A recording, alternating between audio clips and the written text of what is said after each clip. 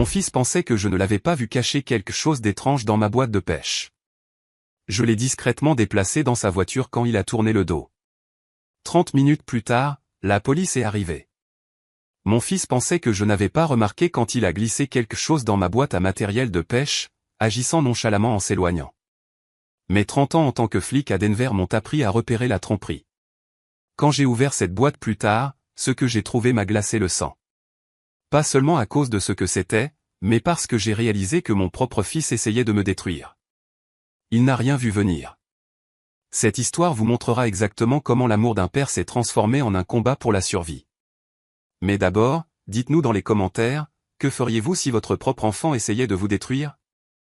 N'oubliez pas de vous abonner pour l'histoire complète. Le soleil du matin filtrait à travers les fenêtres de mon garage à Highlands Ranch alors que je préparais ma sortie de pêche du samedi au réservoir de Cherry Creek. À 61 ans, ces excursions solitaires étaient devenues mon sanctuaire depuis la perte de Sarah il y a 3 ans. J'organisais mon équipement quand Ryan est apparu dans l'embrasure de la porte. Quelque chose dans sa posture a immédiatement attiré mon attention. Ses épaules étaient tendues, ses mouvements trop calculés, comme quelqu'un qui s'efforce de paraître détendu tout en luttant contre une panique intérieure. « Salut, papa » dit-il, sa voix portant une gaieté artificielle. « Tu te prépares pour ta partie de pêche ?» J'ai hoché la tête, triant mes leurres. Cherry Creek devrait être parfait aujourd'hui.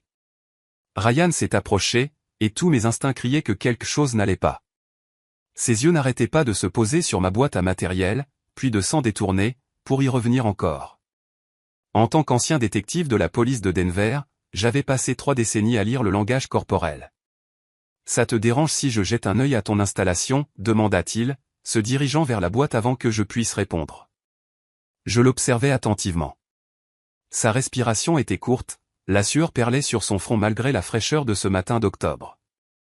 Quand il a cru que je ne regardais pas, il a jeté un coup d'œil vers le petit compartiment de rangement où je gardais des hameçons supplémentaires. C'est là que je l'ai vu. La main droite de Ryan s'est déplacée avec une précision d'expert vers la poche de sa veste, retirant quelque chose de petit enveloppé dans du papier de soie noire. Le mouvement était si rapide, si furtif, que si je n'avais pas regardé avec des yeux entraînés, je l'aurais peut-être manqué. Il a placé l'objet au fond du compartiment principal de la boîte, le nichant entre mes leurs cuillères et mes plombs. La séquence entière a duré moins de 10 secondes, mais j'ai eu l'impression de regarder un crime se dérouler au ralenti dans mon propre garage. Mon cœur battait la chamade, mais je me suis forcé à rester calme, continuant à organiser ma ligne de pêche comme si de rien n'était. Ryan recula, s'essuyant les mains sur son jean dans un geste qui semblait plus viser à effacer des preuves qu'à les nettoyer. « Bon, je devrais te laisser continuer, » dit-il, se dirigeant déjà vers la porte. « Passe une bonne journée, papa. » Attrapant des gros. Je l'ai regardé disparaître dans la maison, ses pas résonnant dans les escaliers. Le garage est tombé dans le silence, à l'exception du bruit lointain de la circulation et de ma propre respiration lourde. Je fixais ma boîte à matériel comme si elle s'était transformée en quelque chose de dangereux. Quoique Ryan est caché à l'intérieur, il ne voulait clairement pas que je le trouve immédiatement, mais il semblait aussi s'attendre à ce que je le trouve éventuellement. Cette contradiction n'avait aucun sens, à moins qu'il ne veuille que je le trouve quand il serait trop tard pour faire quoi que ce soit. La réalisation m'a frappé comme un coup de poing. Mon propre fils venait de placer quelque chose en ma possession, quelque chose dont il s'attendait à ce que cela me cause de sérieux ennuis. J'ai pensé aux derniers mois. Le désespoir croissant de Ryan à propos de l'argent, ses sautes d'humeur, la façon dont il évitait mon regard pendant nos conversations. Des signes que j'avais attribués au stress du chômage et au deuil persistant de Sarah. Des signes que j'avais minimisés parce que je l'aimais. Mes 30 ans de travail policier m'avaient appris que l'amour pouvait vous aveugler à la vérité. Et la vérité se trouvait dans ma boîte à matériel, enveloppée dans du papier de soie noire comme un cadeau que je n'avais jamais voulu recevoir. Quelque chose n'allait pas dans le comportement de mon fils. Et j'avais le pressentiment que ce qu'il avait caché dans mon équipement de pêche allait tout changer entre nous, pour toujours. Debout dans mon garage, fixant la boîte à matériel qui me semblait maintenant être une bombe à retardement, mon esprit est revenu à la nuit précédente. J'aurais peut-être dû le voir venir. Les signes étaient là pendant le dîner, inscrits sur le visage de Ryan avec un désespoir que j'avais choisi d'ignorer. Le vendredi soir avait commencé normalement. J'ai grillé du poulet pendant que Ryan mettait la table à l'intérieur. L'air d'octobre portait l'odeur des feuilles changeantes, et pendant un instant, c'était presque comme au bon vieux temps, quand Sarah sortait de la cuisine en se plaignant que je prenais trop de temps avec la viande. Mais Sarah n'était pas là. La chaise vide à notre table de salle à manger servait de rappel constant de tout ce que nous avions perdu il y a 3 ans. Ryan avait été inhabituellement silencieux, poussant la nourriture dans son assiette plus qu'il ne mangeait. Ses mains tremblaient quand il a attrapé son verre d'eau, mais j'ai attribué cela au stress de sa recherche d'emploi. « Papa, je dois te parler de quelque chose », a-t-il finalement dit, la voix à peine plus qu'un murmure. J'ai reconnu ce ton immédiatement, la même voix qu'il avait utilisée adolescent quand il avait besoin d'argent pour des voyages scolaires. Mais Ryan avait 27 ans maintenant, et ses conversations étaient devenues bien trop fréquentes. « Qu'est-ce qui se passe, mon fils ?» Il a pris une profonde inspiration, ses doigts tambourinant nerveusement contre la table. « J'ai des ennuis. Des ennuis financiers. J'ai besoin de 50 000 $. Le chiffre m'a frappé comme une gifle. J'ai posé ma fourchette, étudiant son visage sous la faible lumière du plafonnier. Ses yeux étaient injectés de sang, des cernes sombres le faisant paraître plus vieux que son âge. Quand était-il devenu si maigre ? 50 000, ai-je répété, essayant de garder ma voix égale. Ryan, c'est plus d'argent que ce que j'ai en épargne. Quel genre d'ennui ? Sa mâchoire se serra. Et j'ai vu quelque chose traverser ses traits. De la colère, peut-être, ou un désespoir si profond qu'il s'était transformé en quelque chose de plus sombre. « Est-ce que ça a de l'importance ?» a-t-il lâché. « Je suis ton fils. J'ai besoin d'aide. » Bien sûr que ça a de l'importance. Je t'aide depuis des mois. L'argent du loyer, le paiement de la voiture, les courses. Où va tout cet argent ? Ryan se leva brusquement, sa chaise raclant contre le parquet.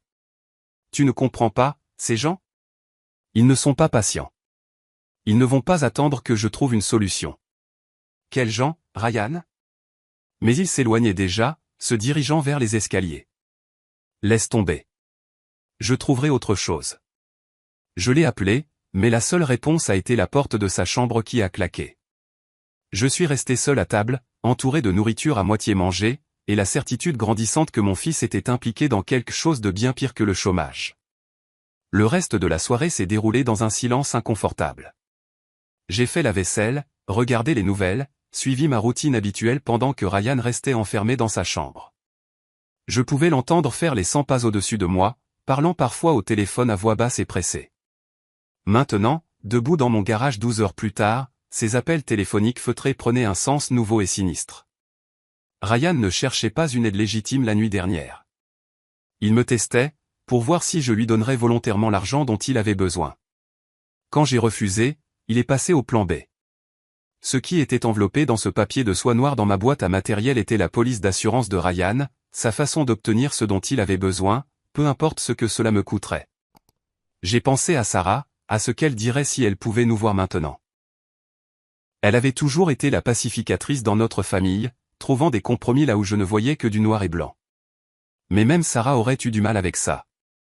Mon fils préparait quelque chose qui allait me détruire, et j'étais le seul à pouvoir l'arrêter. Maintenant, je comprenais pourquoi il avait été si nerveux près de mon équipement de pêche. Le piège était déjà tendu. Je ne pouvais plus attendre. Quoi que Ryan ait caché dans ma boîte à matériel, ça me rongeait comme de l'acide, et je devais savoir à quoi j'avais affaire. Mes mains tremblaient en m'approchant de la boîte. 30 ans de formation policière, en conflit avec mon déni paternel. Les fermoirs métalliques se sont ouverts avec des clics familiers qui m'avaient autrefois apporté du réconfort. Cette boîte à matériel avait été mon refuge contre l'obscurité que j'avais vue dans ma carrière de policier.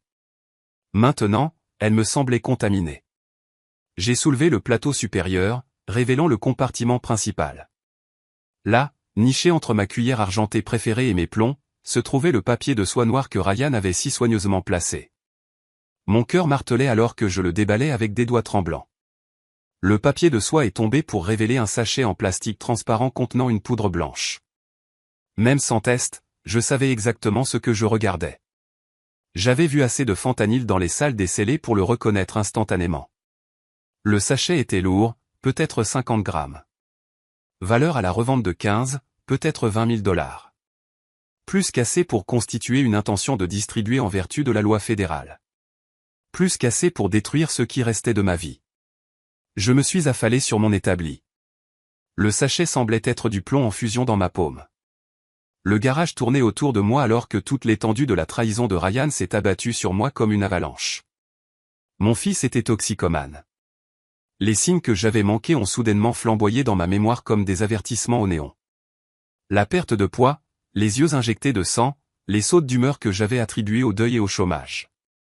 Les mains tremblantes, le besoin désespéré d'argent, les appels téléphoniques feutrés à toute heure. Depuis combien de temps cela durait-il? Comment avais-je pu, moi, un homme qui avait passé 3 décennies à attraper des criminels, ne pas voir que mon propre fils en était devenu un? Mais pire que la dépendance, il y avait la trahison. Ryan n'avait pas caché de la drogue dans ma boîte à matériel par accident. C'était délibéré, calculé. Il voulait que je trouve ce fentanyl, mais pas avant qu'il ne soit trop tard. Pas avant que quelqu'un d'autre ne le trouve en premier. La réalisation m'a frappé comme un coup de poing. Ryan prévoyait de me piéger. J'ai pensé à Sarah, aux promesses que je lui avais faites sur son lit de mort de prendre soin de notre fils. Il est perdu sans moi, Thomas, avait-elle murmuré. Promets-moi que tu seras patient avec lui. Patient. J'avais été patient pendant 3 ans pendant que Ryan sombrait dans la dépendance sous mon nez. Patient pendant qu'il vidait mes économies avec des urgences sans fin. Patient pendant qu'il se transformait, passant du gentil garçon que Sarah avait élevé à quelqu'un que je ne reconnaissais plus. Des larmes que je n'avais pas versées depuis les funérailles de Sarah me brûlaient les yeux alors que je fixais le fentanyl. Il ne s'agissait plus seulement d'argent. Il s'agissait de survie. Ma survie. Si le plan de Ryan fonctionnait, je serais arrêté pour trafic de drogue. À 61 ans, une condamnation fédérale signifierait passer mes dernières années en prison pendant que Ryan hériterait de tout ce que Sarah et moi avions mis toute notre vie à construire. Le garçon à qui j'avais appris à pêcher dans ce même garage, le fils que j'avais aimé inconditionnellement, était prêt à me détruire pour se sauver. J'ai réenveloppé le fentanyl dans son papier de soie. Mes mains étaient plus stables maintenant, une froide détermination remplaçant le choc. Ryan pensait qu'il jouait aux échecs avec quelqu'un qui ne connaissait pas les règles. Mais il avait oublié que son père avait passé 30 ans à garder une longueur d'avance sur les criminels. Si mon propre fils voulait jouer à ce jeu, il était sur le point de découvrir que j'avais appris quelques coups qu'il n'aurait jamais imaginés. Mon fils essayait de me piéger, et il n'a rien vu venir. Le fentanyl reposait sur mon établi comme une pièce à conviction dans une affaire que je n'aurais jamais voulu résoudre. Mes 30 ans de travail de détective m'avaient appris que les émotions étaient un luxe que je ne pouvais pas me permettre. Si Ryan prévoyait de me piéger, je devais comprendre pourquoi. Je suis entré dans la maison et j'ai monté les escaliers vers la chambre de Ryan. En arrivant sur le palier, j'ai entendu sa voix à travers la porte fermée. Urgente et suppliante. Je te l'ai dit, Marco, j'ai juste besoin d'une autre semaine.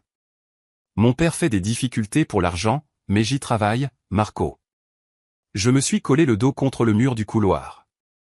Tous mes instincts de policier me disaient d'écouter attentivement. Non, non, s'il te plaît, ne fais pas ça. Écoute, j'ai un plan. D'ici demain soir, j'aurai tout ce dont tu as besoin. 50 000 $.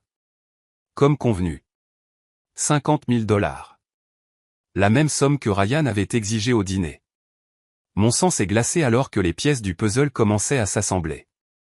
La conversation continua, la voix de Ryan devenant de plus en plus désespérée. Tu ne comprends pas, Marco. S'il m'arrive quelque chose, tu n'auras jamais ton argent. Donne-moi juste jusqu'à dimanche. J'ai entendu du mouvement dans la pièce, puis la voix de Ryan à nouveau. Cette fois, passant un appel différent. Elena, c'est Ryan. Oui, je sais que le paiement est en retard sur le prêt immobilier, mais je reçois l'argent demain. Vous n'aurez pas à lancer la procédure de saisie. Mes genoux ont failli flancher. Prêt immobilier. Saisie. Ryan avait utilisé ma maison comme garantie pour quelque chose, et je n'en savais rien. 20 minutes plus tard, Ryan est sorti de sa chambre, vêtu de ses vêtements d'entretien, l'air calme malgré la panique que j'avais entendue dans sa voix. Je vais à cet entretien d'embauche, papa, m'a-t-il lancé. Souhaite-moi bonne chance. J'ai attendu d'entendre sa voiture quitter l'allée. Puis je me suis mis au travail. 30 ans de formation policière m'avaient appris à enquêter, et mon propre fils n'allait pas me déjouer. La chambre de Ryan racontait l'histoire dans les documents éparpillés qu'il avait tenté de cacher. Des relevés bancaires montraient des retraits massifs en espèces au cours des 6 derniers mois. Des factures de cartes de crédit révélaient des avances de fonds totalisant 30 000 $, la plupart prises au casino Prairie Wind. Mais c'est le contrat de prêt qui a fait trembler mes mains. Elena Vasquez, prêteuse sur gage agréée, avait fourni à Ryan 80 000 $ en utilisant ma maison comme garantie. Ma signature avait été falsifiée sur des documents qui mettaient en péril tout ce que je possédais. J'ai trouvé des reçus de jeu fourrés dans son tiroir de commode, des bulletins de paris montrant des pertes qui s'accumulaient semaine après semaine, des numéros de téléphone écrits sur des bouts de papier, dont un intitulé « Marco ». Urgence seulement. Le fil des événements est devenu limpide. Ryan avait joué de l'argent qu'il n'avait pas.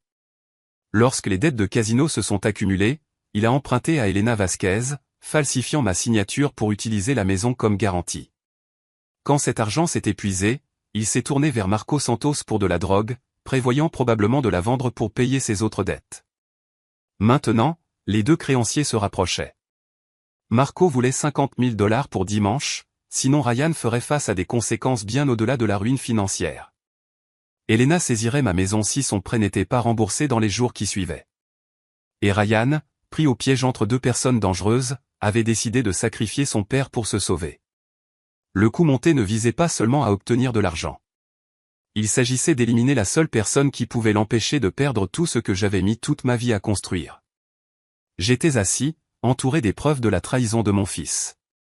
Sentant quelque chose de froid s'installer dans ma poitrine, la maison pour laquelle j'avais travaillé 30 ans était déjà perdue, cédée par des documents falsifiés et des mensonges désespérés.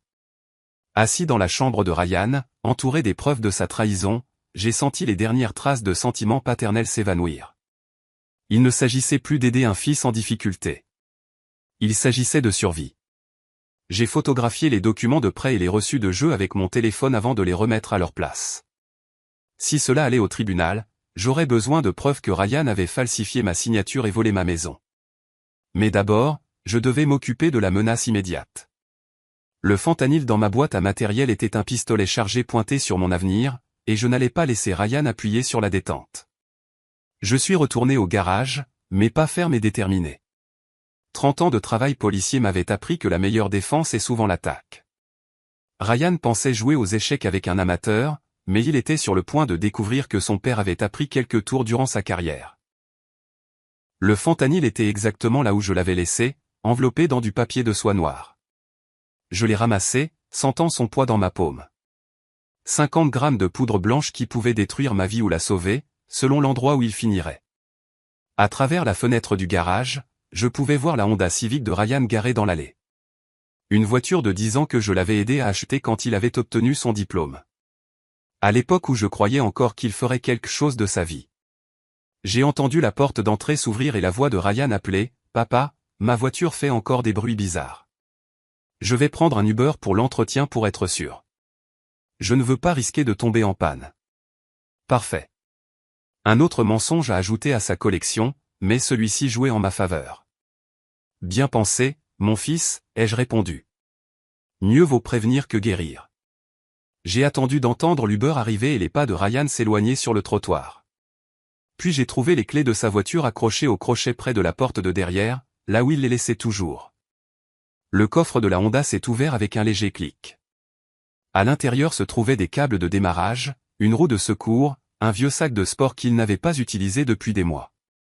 J'ai déplacé le sac de sport et j'ai placé le fentanyl en dessous, niché contre le passage de roue où il serait facile à trouver mais pas immédiatement visible. En fermant le coffre, j'ai pensé à Sarah et à ce qu'elle dirait si elle pouvait me voir maintenant. Elle avait toujours cru aux secondes chances, au pouvoir de l'amour pour racheter même les pires erreurs. Mais Sarah n'avait jamais fait face à un fils prêt à détruire son père pour se sauver. J'ai remis les clés à leur crochet et je suis retourné à mon garage. Ma boîte à matériel était ouverte sur l'établi, innocente maintenant sans sa cargaison mortelle. J'ai nettoyé chaque surface que Ryan aurait pu toucher, effaçant toute trace de ce qui y avait été caché. L'ironie ne m'a pas échappé. Pendant 3 ans, j'avais essayé de sauver un fils qui était déjà perdu. Maintenant, j'essayais de me sauver du fils que je n'avais pas réussi à sauver. Mon téléphone a vibré avec un texto de Ryan. L'entretien s'est super bien passé. Je devrais avoir une réponse lundi. Merci de croire en moi, papa. Ce mensonge désinvolte m'aurait blessé hier. Aujourd'hui, il confirmait simplement ce que je savais déjà. Ryan avait franchi une ligne de non-retour. J'ai pensé aux appels que j'avais entendus, au désespoir dans la voix de Ryan alors qu'il suppliait Marco et Elena de lui accorder plus de temps. Il leur avait promis de l'argent pour le lendemain soir. De l'argent qu'il prévoyait d'obtenir en me détruisant. Mais les plans ont tendance à se retourner contre vous quand vous sous-estimez votre adversaire. J'ai nettoyé ma boîte à matériel à fond, réorganisant mes leurres et mes plombs jusqu'à ce que tout semble exactement comme il se doit. Un vieux flic se préparant pour une partie de pêche paisible, rien de plus. Ryan rentrerait à la maison s'attendant à trouver son piège parfaitement tendu. Au lieu de cela, il découvrirait que le piège avait été réinitialisé, et qu'il n'était plus le chasseur. Maintenant, nous allions voir qui était vraiment le meilleur stratège. Ryan est rentré juste après 18 heures, l'air plus confiant que je ne l'avais vu depuis des mois. Il a franchi la porte d'entrée avec une démarche pleine d'entrain, comme si ses problèmes s'étaient soudainement envolés. « Comment s'est passé l'entretien » ai-je demandé depuis mon fauteuil, en gardant une voix décontractée. « Vraiment ? » ?»« Bien, papa. » Il semblait impressionné. Il a accroché sa veste à une chaise de la cuisine, ses mouvements détendus et naturels. Je pense que ça pourrait être la chance que j'attendais. Je l'ai observé attentivement, notant comment ses yeux évitaient la direction du garage. Il jouait la comédie, et c'était convaincant. Si je n'avais pas su la vérité, j'aurais pu le croire. C'est merveilleux, mon fils. Quand auras-tu une réponse ? D'ici lundi. Ryan s'est dirigé vers les escaliers, puis s'est arrêté. Je suis assez fatigué. Je pense que je vais me reposer avant le dîner. J'ai hoché la tête, retournant mon attention à la télévision, mais j'ai écouté chaque son venant d'en haut, chaque craquement, chaque conversation étouffée à travers sa porte. Ça n'a pas pris longtemps. En 20 minutes, j'ai entendu la voix de Ryan, urgente et excitée. Oui, je dois signaler un trafic de drogue. Je m'appelle Ryan Miller, et j'ai des preuves que mon père vend du fentanyl. Mon cœur martelait, mais je me suis forcé à rester immobile. C'était le moment. Le moment que Ryan préparait. Thomas Miller, 61 ans. Il cache de la drogue dans sa boîte de pêche. Je l'ai vu avec une grande quantité de fentanyl ce matin. Je pouvais entendre la satisfaction dans sa voix, le soulagement de quelqu'un qui pensait que ses problèmes étaient sur le point d'être résolus. Il a donné notre adresse, décrit l'emplacement de la boîte, et a même fourni des détails sur mes prétendus associés criminels. Oui, je reste en ligne. Dépêchez-vous, s'il vous plaît. J'ai peur qu'il essaie de déplacer la drogue. L'ironie aurait été drôle si elle n'était pas si tragique. Ryan avait raison de craindre que la drogue ne soit déplacée. Il ne savait juste pas qu'elle l'avait déjà été. Je l'ai entendu terminer l'appel. Puis composer immédiatement un autre numéro. Marco, c'est Ryan.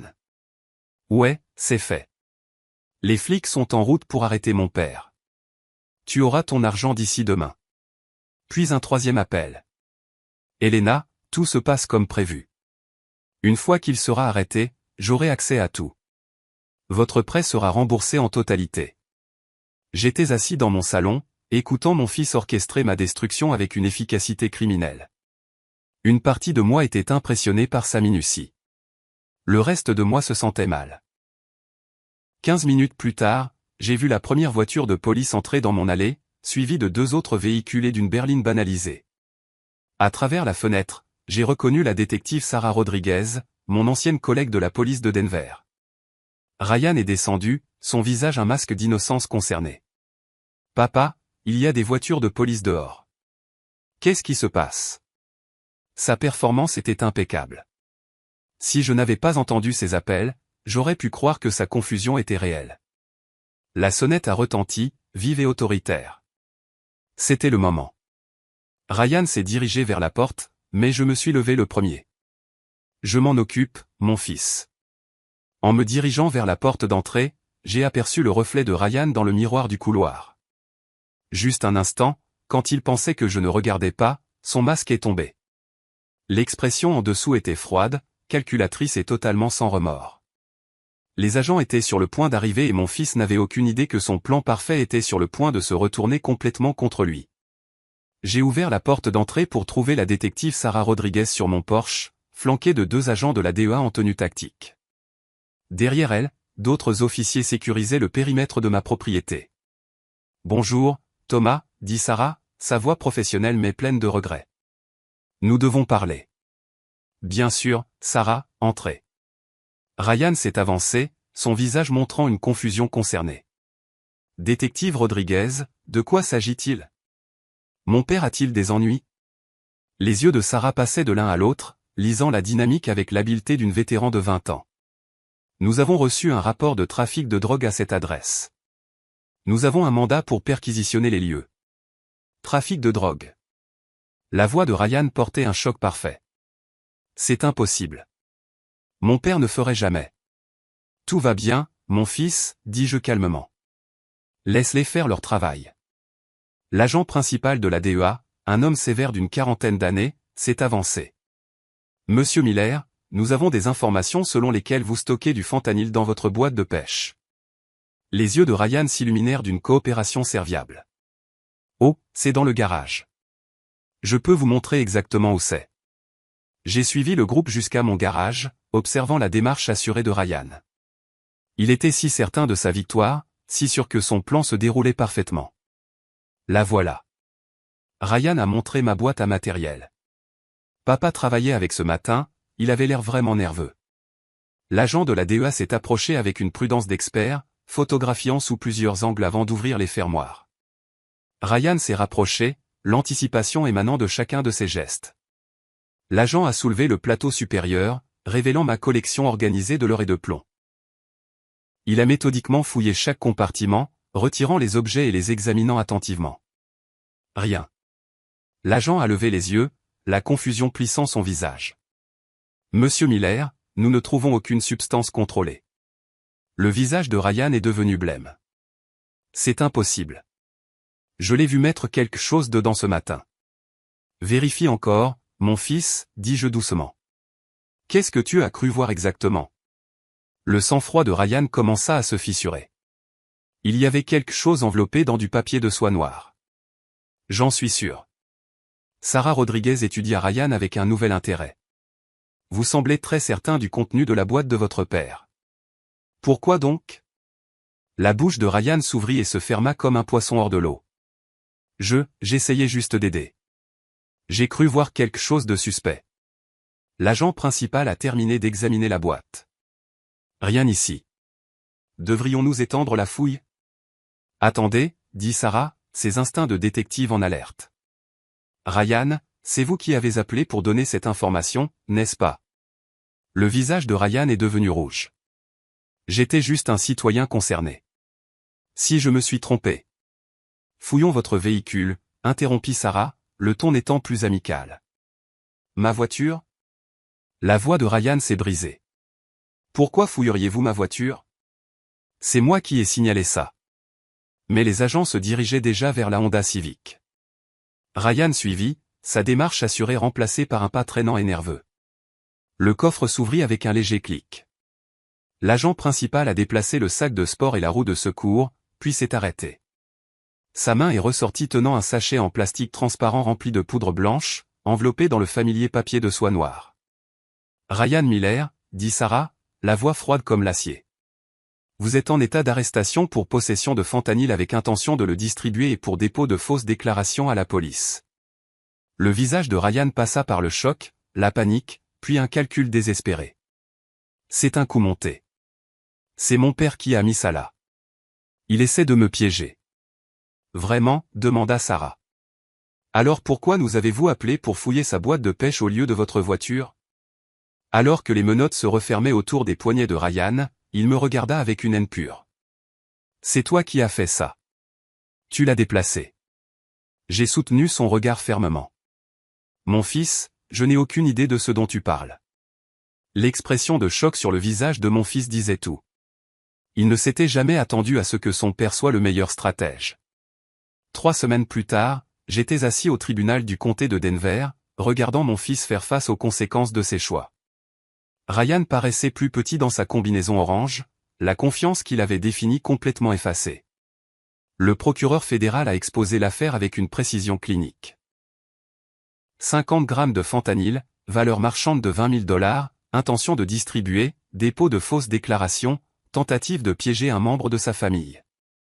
Votre honneur, a poursuivi le procureur, Monsieur Ryan Miller n'a pas seulement possédé des stupéfiants illégaux, mais a orchestré un plan élaboré pour détruire la vie de son propre père. L'avocat commis d'office de Ryan a cité la dépendance, le désespoir et le traumatisme familial lié à la perte de sa mère. Mais les preuves étaient accablantes, et les appels téléphoniques enregistrés de Ryan à Marco et Elena avaient scellé son sort. Quand le juge Harrison a demandé si Ryan avait quelque chose à dire, mon fils s'est levé lentement. « Je veux m'excuser auprès de mon père », a-t-il dit, la voix à peine audible. « J'étais désespéré, et j'ai fait des choix terribles. Je n'ai jamais voulu que les choses aillent aussi loin. J'étais assis dans la galerie, ne ressentant que du vide. » Les excuses semblaient creuses, jouées pour le juge plutôt que prononcées du fond du cœur.